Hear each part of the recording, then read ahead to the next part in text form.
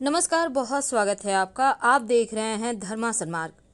हिंदू धर्म में ज्योतिष शास्त्र का विशेष महत्व है और ज्योतिष में भगवान सूर्य को सभी ग्रहों का राजा माना जाता है और इसी कारण सूर्य की पूजा से कुंडली के सभी ग्रह दोष दूर हो जाते हैं। तो भगवान सूर्य को मनाने का सबसे कारगर और आसान उपाय क्या है? कैसे उनको मनाएं? कैसे अर्घ्य दें? रविवार के दिन भगवान सूर्य की आराधना करने का विशेष विधान है, क्योंकि सूर्य की सिर्फ अगर आप आराधना करें तो 9 के 9 ग्रह उत्तम फल देने लगते हैं। लेकिन आज हम विशेष प्रयोग बताएंगे। अगर संतान की तरक्की चाहते हैं, संतान प्राप्ति की कामना है, जीवन में सुख वैभव ऐश्वर्य चाहिए, मान सम्मान चाहिए, नौकरी व्यापार में उन्नति चाहिए, तो एक छोटा सा प्रयोग आप रविवार के दिन से करना शुरू कर दें। तो इस दिन एक विशेष प्रयोग किए जाते हैं। जायफल आपको तो पता होगा, एक प्रकार का मसाला है, गरम मसाले में यूज होता है। इसका पुष्प को जावित्री कहते हैं। और जायफल जो होता है वो उसको आप हाथ में लेकर एक मंत्र बोलिएगा और मंत्र बोलने के बाद घर के पूर्व दिशा में रख दीजिएगा। रिंग ओम भुवनेश्वराय सर्वलोक विभूषणाय नमः शिवाय। रिंग, एक बार फिर से सुन लें। रिंग ओम भुवनेश्वराय सर्वलोकाभिभूषणाय नमः शिवाय। रिंग। तो इस मंत्र का आप जप करें और जायफल को, इस मंत्र का जप कम से कम 5 बार कीजिएगा और जायफल को अपने घर में ही पूर्व दिशा में रख दे, उसको रहने दे, पूरे महीने रहने दे। ये जो है ना, आपके घर परिवार में खुशियां लेकर आएगा। जीवन में धन, यश, मान सम्मान, सुख संपत्ति की कभी कमी नहीं होगी। तो उसके बाद आप भगवान सूर्य की पूजा करेंगे। तो सूर्य देव को आप जब जल अर्पित करेंगे तो विधि विधान से करेंगे। अपनी मनोकामना के अनुसार, मनोवांछित फल की प्राप्ति के लिए इच्छाओं के अनुसार आप सूर्य को जल अर्पित करते समय लोटे में वस्तु डालकर अर्पित करें, कृपा भी मिलती है। देखिए, किसी भी तरह की स्वास्थ्य की समस्या के पीछे सूर्य ही होता है और सूर्य के मजबूत होने से जीवन की लगभग सभी समस्याएं समाप्त हो जाती है। समस्त सृष्टि के ऊर्जा और प्रकाश का कारक भी सूर्य हैं और सूर्य को स्वास्थ्य, राज्य, दवाई, पिता, खाने पीने की वस्तु का कारक भी माना जाता है। अब भगवान सूर्य जो हैं वो नाम, यश, राज्य, पद भी देते हैं और सूर्य के मजबूत होने से जीवन की लगभग सभी समस्याएं समाप्त हो जाती है। इसीलिए सूर्य को मजबूत करने के लिए सबसे सरल तरीका है उनको जल अर्पित करना, उनके मंत्र जप करना। तो सूर्य को जल देने के बहुत ही सिंपल तरीका है। देखिए, इससे क्या होता है, आपका सूर्य अनुकूल हो जाता है, 9 के 9 ग्रह मजबूत हो जाते हैं। सूर्य को सर्वति साक्षी भूतम कहा जाता है, यानी सब कुछ देखने और सुनने वाले देव। आप चाहें तो नदी में स्नान करके भी अर्घ्य दे सकते हैं, जल दे सकते हैं और घर में भी दे सकते हैं, लेकिन उगते हुए सूर्य को जो अर्घ्य देना है वो सबसे अच्छा होता है। सुबह सूर्योदय से सुबह 8 बजे तक में आप जल दे दें तो ज़्यादा आपको शुभ फल मिलते हैं। तो आज हम आपको सिंपल तरीके से बताएं। देखिए, लोटे आपके मिट्टी के बड़े पात्र में आप जल अर्पित कर सकते हैं, अगर घर में वैसा व्यवस्था नहीं है तो सुबह जल्दी उठकर आप स्नान वगैरह करके आप अर्घ्य दें और जब सूर्य की रोशनी चुभने लगे तब जल देने से उतने फायदे आपको नहीं मिलते।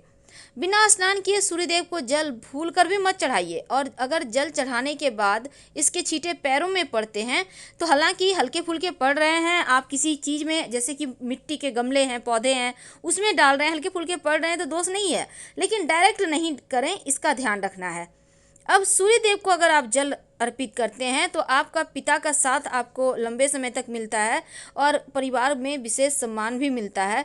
शिक्षा और एकाग्रता के लिए, यानी जो विद्यार्थी हैं वो सूर्य देव को अगर जल अर्पित करें तो आप जल में ब्लू कलर का इंक, याद रखिए, जल में ब्लू कलर का इंक, फाउंटेन पेन में जो इंक भरा जाता है ना, आपको मार्केट में मिल जाएगा, आप ले आइए। ज़्यादा नहीं डालना है, 2-4 बूंद डाल दें जल में और उसी को अर्पित करें। दोनों हाथों को सर से ऊपर उठाएं, दोनों हाथे से लोटे को पकड़ें और धीरे धीरे पतली सी धारा गिराएं और सूर्य को उसी धारा के बीच से आप देखें। देखिए, रविवार के दिन भूल कर भी लाल मसूर की दाल मत खाइएगा, नहीं तो आपके पूजा का फल भी आपको नहीं मिलेगा और तमाम एकादशी व्रत के तो पुण्य वैसे भी नष्ट हो जाने हैं। रविवार के दिन लाल मिर्च और लाल साग भी नहीं खाना चाहिए। और शास्त्र तो ये भी कहता है कि रविवार के दिन मछली नहीं खाना चाहिए। कहने का तात्पर्य, आप इस दिन कुछ नियमों का पालन कर सकते हैं। अगर आप वैवाहिक जीवन चाहते हैं कि शीघ्र विवाह हो या सुखद वैवाहिक जीवन हो, तो सूर्य देव को जब जल अर्पित करें तो उसमें 1 चुटकी हल्दी डालकर अर्पित करें, तो आपका वैवाहिक जीवन भी अच्छा होता है और शीघ्र विवाह भी आपके होते हैं।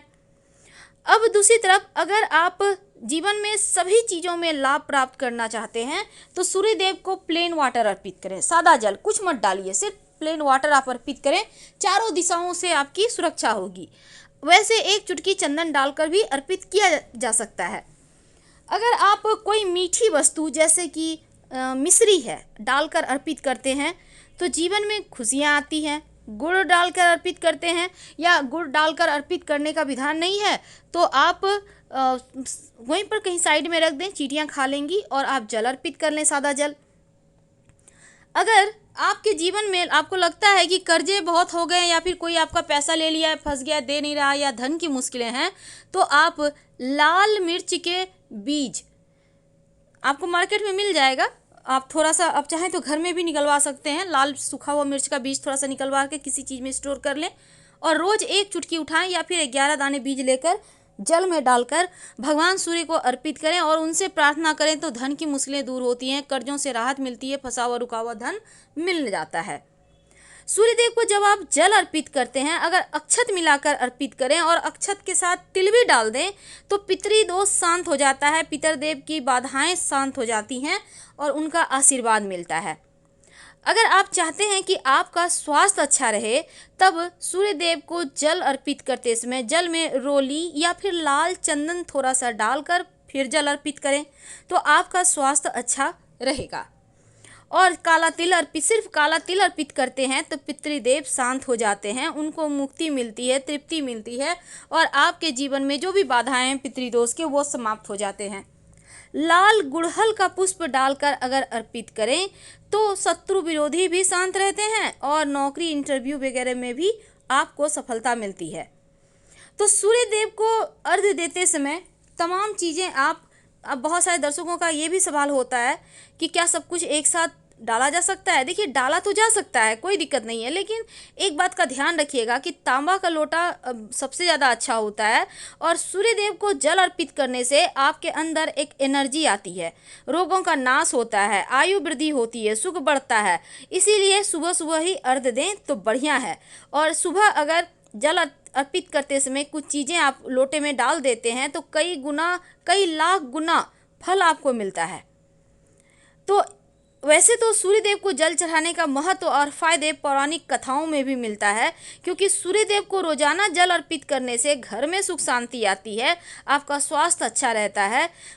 और अगर आपके घर के आसपास ऐसा नहीं है व्यवस्था, तो ऐसे में सूर्य देव को स्मरण करें और फिर आप जल अर्पित करें।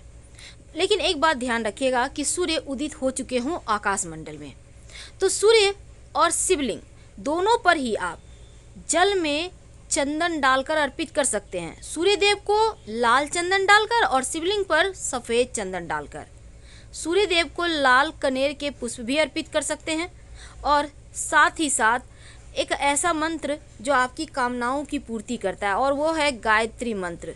आपको तो पता है गायत्री मंत्र, ओम भूर्भुवः स्वः तत्सवितुर्वरेण्यं भर्गो देवस्य धीमहि धियो यो नः प्रचोदयात्। ये मंत्र 27 बार रोज पढ़िए। जीवन में कभी ऐसा कोई मोड़ ही नहीं आएगा कि आप अकेले हैं, भगवान हमेशा आपके साथ रहेंगे। तो मंत्र जब पढ़ लें 27 बार, इसके बाद सूर्य देव के चित्र की प्रदक्षिणा करें। आप अगर घर में आप जल अर्पित कर रहे हैं तो, और रविवार के दिन कुछ तमाम जो हमने आपको बताया उन चीज़ों का आप त्याग कर दीजिएगा, और साथ ही संतान सुख की वृद्धि होती है, प्राप्ति होती है। तो फिलहाल विदा लेंगे, धन्यवाद।